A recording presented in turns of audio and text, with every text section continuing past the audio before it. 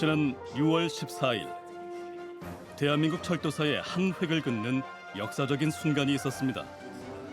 사상 첫 2,700억 원 규모의 고속철도 수출 계약.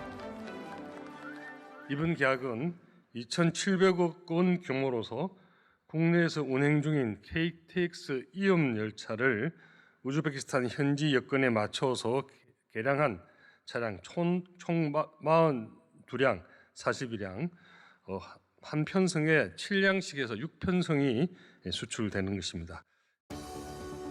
대한민국의 고속철도는 기존 타슈켄트에서 부하라 노선에 더해 신규 제작 노선까지 총 1,200km의 우즈베키스탄 땅을 달리게 됐습니다. 이번 수출은 고속철도가 개통된 이래 20년 만에 첫 해외 진출이라는 점에서 더욱 특별한데요.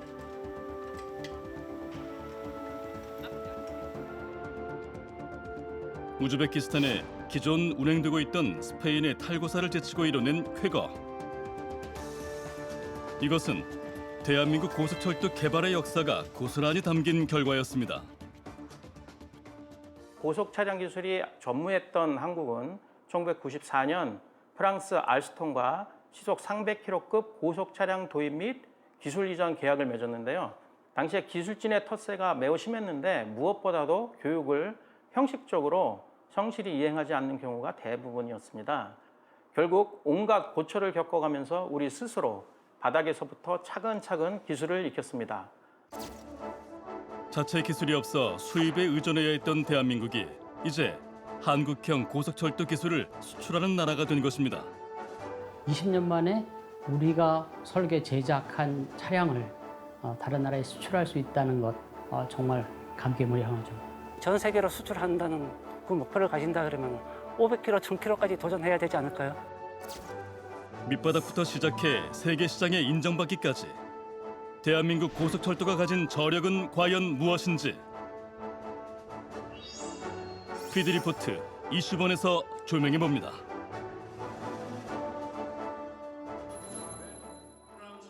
지난 4월 1일은 KTX가 개통 20주년을 맞은 날이었습니다.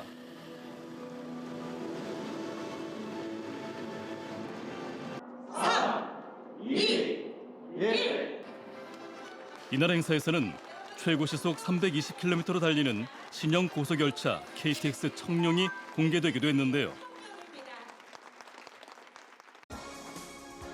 2004년 첫 운행 이후 20년 만에 누적 이용객 11억 명을 기록한 KTX. 대한민국 국민이 한 사람당 20번 이상 KTX를 탄 셈입니다. 그런데 빠른 교통수단으로 자리 잡은 KTX가 처음 우리나라에 도입된 이유는 무엇일까요? 우리나라가 경제 개발을 시작한 것이 1960년대 정도부터입니다. 그런데 1960년대부터 약 30년 동안 국가 정책이 도로, 자동차 산업에 집중됐습니다. 그러다 보니까 철도는 자연스럽게 정체되거나 도태될 수밖에 없었던 겁니다. 그런데 도로에 자동차가 넘쳐나기 시작한 겁니다. 넘쳐나가다 보니까 정체가 계속 되고 그러다 보니까 도로가 주차장화 됐다는 이야기가 나오기 시작했습니다. 그러면 대안은 철도밖에 없는 겁니다. 철도밖에 없는데 기존 철도로는 감당이 안 되는 거예요. 30년 동안이나 정체된 철도 가지고는 대체되지 않는 겁니다. 그래서 고속철도가 최적의 대안이다라고 하는 평가가 내려졌고 시속 150km로 달리는 새마을호가 가장 빨랐던 시절 시속 300km의 고속철도는 오르지 못할 나무와도 같았습니다. 철도에서 평균 시속 10km를 높인다는 것은 굉장히 어려운 일입니다. 차량, 선로, 신호 이런 걸 다 개조해서 10km 이렇게 높이는 겁니다. 그런데 150km와 시속 300km라고 하는 것은 이른바 노력을 해서 할 수 있는 게 아니에요. 차원이 다른 겁니다. 차원이 다르기 때문에 우리나라에서 그때 결정한 건 뭐냐 하면 기술 이전을 결정한 겁니다. 기술을 우리가 배우지 않으면 우리의 노력으로 300km에 도달할 수 없다라고 판단한 겁니다. 1991년 고속전철 사업기획단이 설치되며 고속철도 추진은 급물살을 타기 시작했습니다. 곧이어 노선과 역의 위치 선정이 본격화됐는데요. 고속철도 입찰에는 독일과 프랑스가 2년여간의 수주 활동을 펼치며 최종 계약 물망에 올랐습니다. 독일과 프랑스의 자존심 대결이란 말이 있을 정도로 치열했던 대한민국의 철도 차량 수주전. 서울과 부산을 2시간 내외에 오갈 수 있는 고속철도 도입에 국민적 관심 역시 뜨거웠습니다. 프랑스의 알스톰사를 우선 협상 대상자로 선정했다고 밝히고 경제성, 금융 조건, 운영 경험, 사업 일정 등에서 독일의 지멘스사보다 우위를 차지한 것으로 평가됐다고 말했습니다. 302개의 세부 항목 평가에서 우세했던 프랑스가 우선 협상 대상자로 선정돼 최종 계약을 체결하게 됩니다. 프랑스와 계약을 체결한 것이 1994년이고요. 98년에 첫 편성에 들어옵니다. 46개의 고속철도 KTX1을 도입할 때 2개는 그대로 만들어진 완성품을 도입을 하고 10개는 우리가 조립을 하고 나머지 34개는 우리나라에서 차량들을 자체 제작하기 시작했죠. 운행을 시작한 것은 2004년 4월 1일 그날이 역사적인 고속철도 개통일입니다. 경부고속철도 1단계 개통식을 시작하겠습니다. 2004년 4월 1일 KTX라는 이름으로 고속철도의 첫 운행이 시작됐습니다.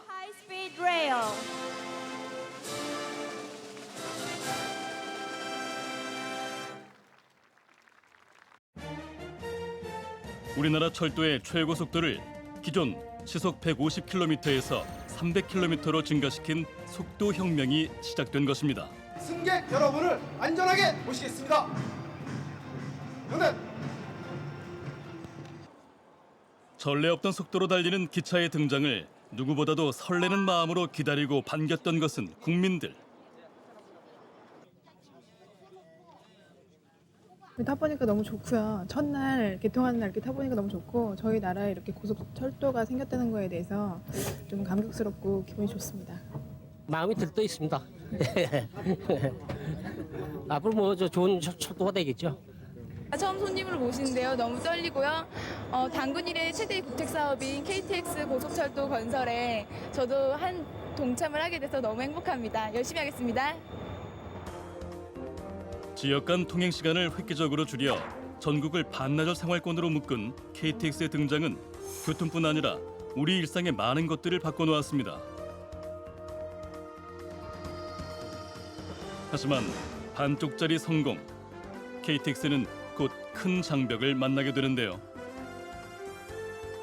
도입 당시 기술 이전에 적극적이었던 프랑스가 미온적인 태도를 보였던 것입니다. KTX 핵심 기술과 설계의 원리는 철저히 보호했던 프랑스.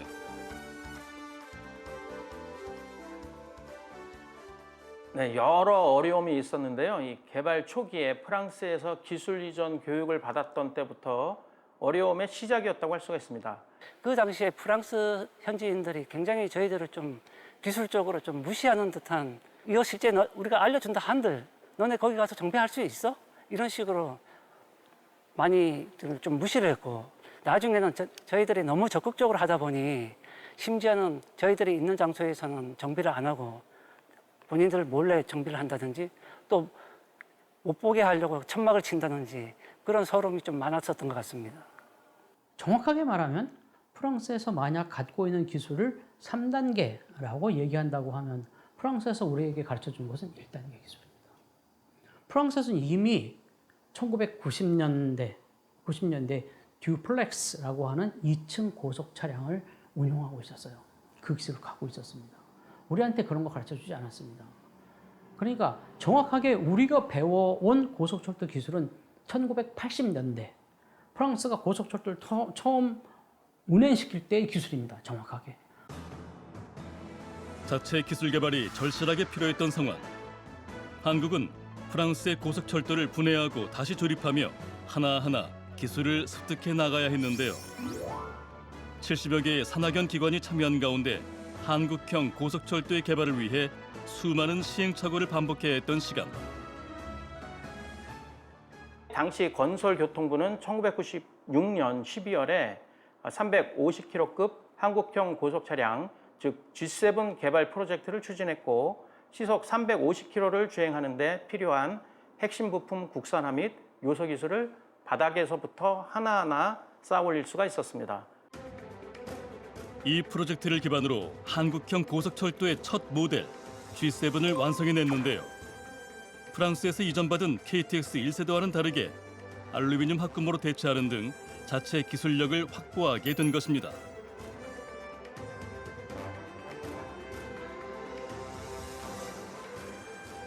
이것이 바로 2008년 최초로 상용화된 한국형 고속철도 KTX 3000. 산천의 경우에는 100% 순수 우리 기술로 국산화한 고속철도 차량입니다. 한국이 세계에서 4번째로 자체 고속차량 기술을 확보하고 상용화하고 철도 선진국가로 저희가 올라설 수 있는 반석이 되는 그런 차량입니다. 그런데 이 KTX 3000은 그 자체로도 의미가 충분히 있었지만은 이 개발 당시 국내는 물론 글로벌 철도 시장에서 동력 집중식이 아닌 동력 분산식을 선호하는 트렌드가 굉장히 강해졌습니다. 동력 집중식이란 고속열차를 이끄는 동력 장치가 열차의 앞 뒤에 있어 객차를 밀거나 끄는 방식입니다.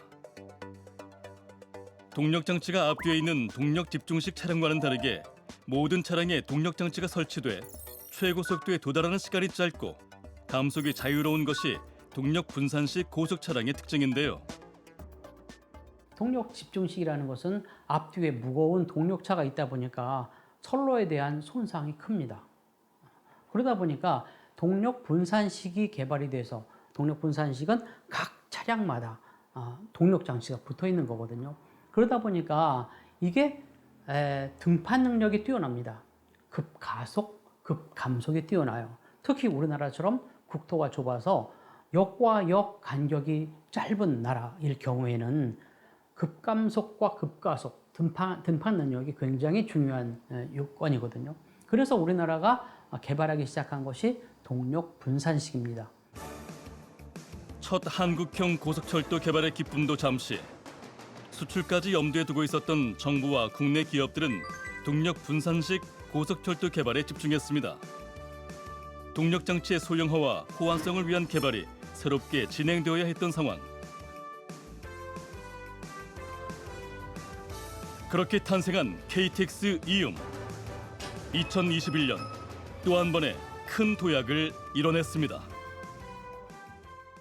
시속 150km를 운영하고 있던 나라가 고속철도를 운영한다? 절대로 성공적으로 운영하리라고 생각하지 않았던 겁니다. 고장철, 고속철이 아니라 고장철이다. 상당히 그런 비난도 굉장히 많았는데 이게 급속도로 이용객이 높아지다가 그러다가 지금은 세계에서 가장 고속철도를 잘 운영하는 나라가 됐습니다. 우리에게 기술을 가르쳐준 프랑스보다도 훨씬 더 잘 고속철도를 운영하고 있는 나라죠. 그러니까 이것은 고속철도가 처음 개통됐을 때 세계에서 갖고 있던 불안감, 조롱 이런 것을 완전히 뒤집어 엎어놓은 겁니다. 지금 감히 그렇게 못하죠. 2004년 4월 프랑스의 기술로 시작해 올해로 20년을 맞은 KTX. 2008년 첫 한국형 고속철도 3000부터 2021년 새로운 동력 방식의 이음. 올해 탄생한 4세대 친환경 고속철도 KTX 청룡까지. 이제 대한민국은 세계 4번째 고속철도 기술 보유국이란 타이틀을 거머쥐었습니다. 세계 어느 나라에서도 유례 없던 고속철도 개발의 역사를 써내려온 것입니다. 그러나 기술은 갖고 있는데 동력 집중식, 동력 분산식 다 설계, 제작, 생산할 수 있는 상황이 됐는데 이것을 수출하지 못하니까 안타까운 상황이었던 거죠. 고속철도를 설계, 제작, 생산을 했는데 기껏 수요처라고 하는 것이 우리나라에 안정이 되어 있는 겁니다. 그러니까 다른 기후, 다른 풍습 이런 데서도 수출을 해서 운용을 하면서 계속 기술을 보완하고 개발할 여지가 있는 것인데 그런 경험이 없게 되면 이게 아무래도 한계점이 있는 겁니다. 아무리 잘 만들어도. 뛰어난 기술력을 보유하기도 했지만 국내 철도 시장은 협소했습니다. 철도 산업의 활성화를 위해서는 해외 시장 진출이 필수적이었던 상황. 이에 정부와 기업이 발을 맞추기 시작했습니다. 2022년 11월 수출 전략 회의를 통해 KTX를 수출 품목으로 지정. 민간 기업의 수주 사업을 양국 정부 간 협력 사업으로 격상시키는 맞춤형 지원을 진행한 것인데요. 이후 정부는 고속철도 제작 기술력을 홍보할 수 있도록 외교 채널을 가동했습니다. 지난해 9월 한국 우즈벡 양국 외교장관 전략대회를 통한 가교 역할을 시작으로 같은 해 유엔 총회에서는 우즈베키스탄 교통 인프라 사업에 한국 기업이 참여할 수 있도록 물밑 작업이 이루어졌습니다.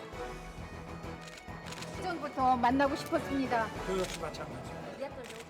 23년 작년 9월 달에 유엔 총회에서 한국과 우즈벡 양국 정상께서 만나셔가지고 한국형 고속철도를 우즈베키스탄에서 사는 것으로 기본적인 합의를 하셨던 그런 이 외교적인 성과의 영향도 있지 않나, 컸지 않나라고 생각을 합니다. 그렇게 개통 20년 만에 첫 수출 계약의 성과를 이뤄낸 KTX.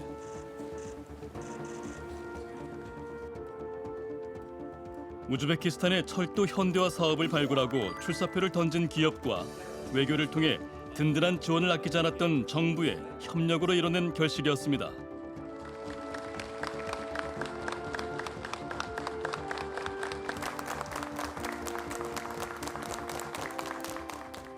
우리 기술력으로 개발한 고속철 차량의 첫 번째 수출 사례로서 우즈베키스탄의 철도 인프라 개선에 기여하는 한편 고속철도 운영 등 양국 철도 분야 전반의 협력 확대로 이어질 것입니다.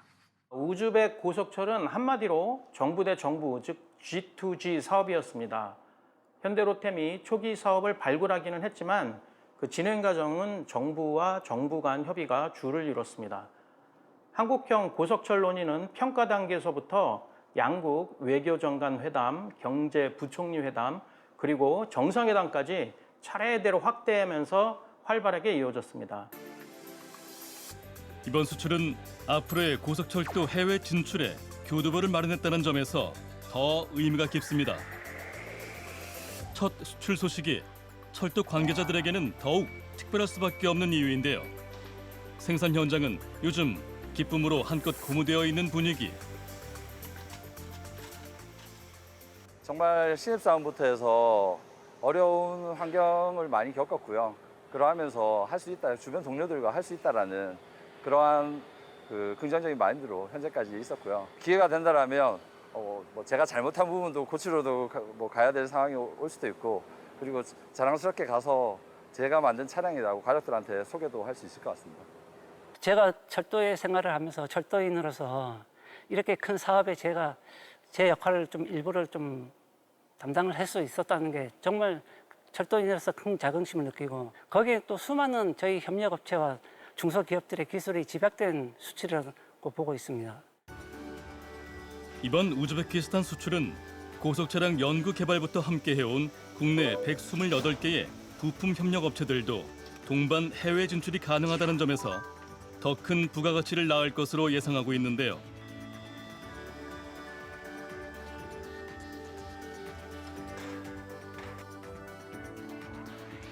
우즈베키스탄 수출에 마지막까지 치열한 경합을 벌였던 곳은 스페인이었습니다.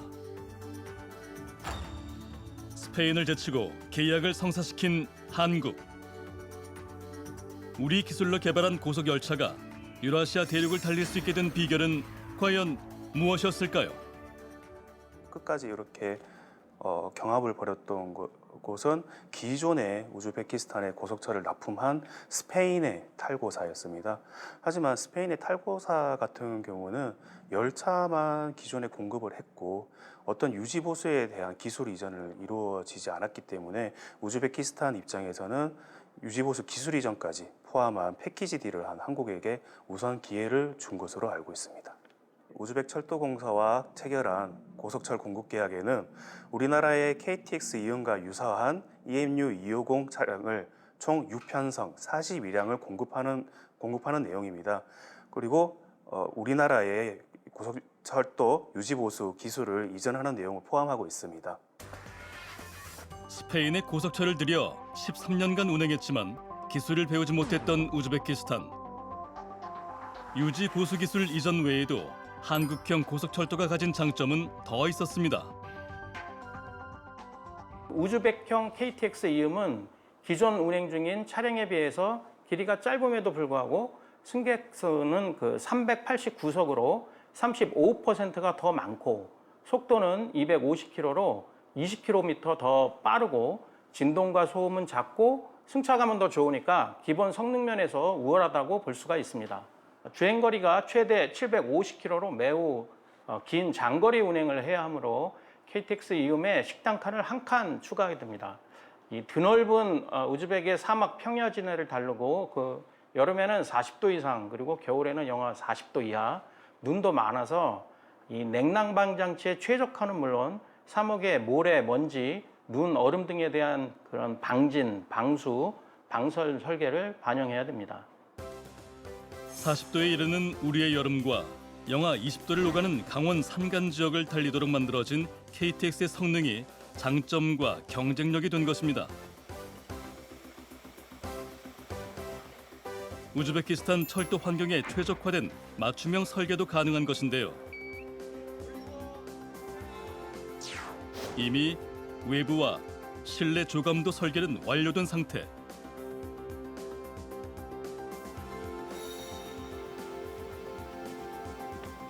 수출을 앞두고 양국의 철도 관련 기관들도 분주해졌습니다. 지난 7월 한국철도공사의 울산 차량 사업소. 철도 차량의 유지 보수를 하고 있는 이곳에 우즈베키스탄 국토교통부와 철도청 직원들이 방문했습니다.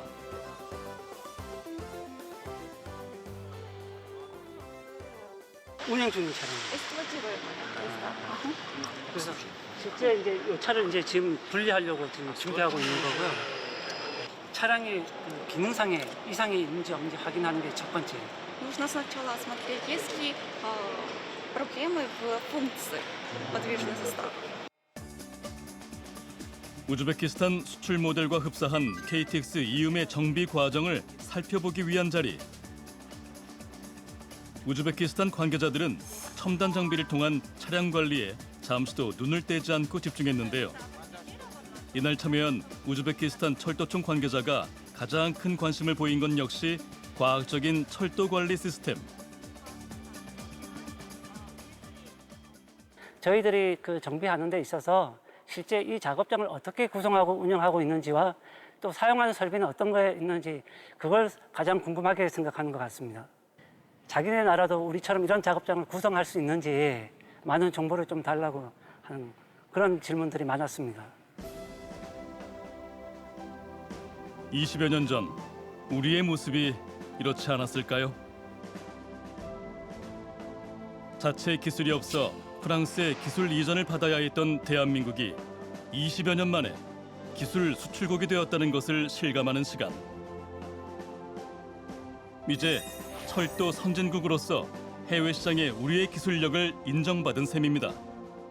В рамках нашего учебного процесса мы посещали завод по обслуживанию электрических высокоскоростных поездов. Нам понравился очень завод. Здесь видели, посмотрели лабораторию, современные методы, технология обслуживания. И, в общем, нам очень понравился. 최근에는 몽골에서 대한민국의 철도 시장에 러브콜을 보내오기도 했는데요. K철도의 해외 시장 진출이 더 확대될 조짐이 보이고 있는 것입니다. 연이은 호재 속에 우즈베키스탄 수출을 밑거름 삼아 사우디, 모로코 등 10조에 이르는 고속철도 세계 시장 공략에 나선 KTX. 대륙을 횡단하는 K 실크로드의 시대를 기대해봐도 되는 것일까요?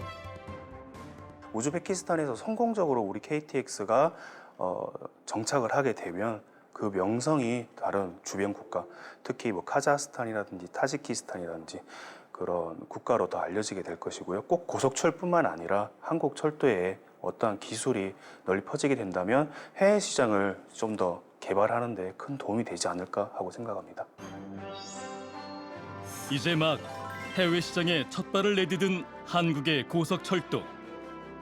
앞으로 달려가야 할 길이 더 많이 남았습니다. 20여 년의 시간, 뚝심 있게 만들어온 실력이 세계 무대에서 빛을 발하길 기대해 봅니다. 옆에 계신 동료들과 함께 멋진 차량을 만들어서 현대로템이 세계에서 최고의 그 철도 차량을 제작하는 회사라는 그런 얘기를 듣고 싶습니다. 철도 정례 퇴직하는 그날까지 한번 혼신의 힘을 다해서 일하고 싶습니다.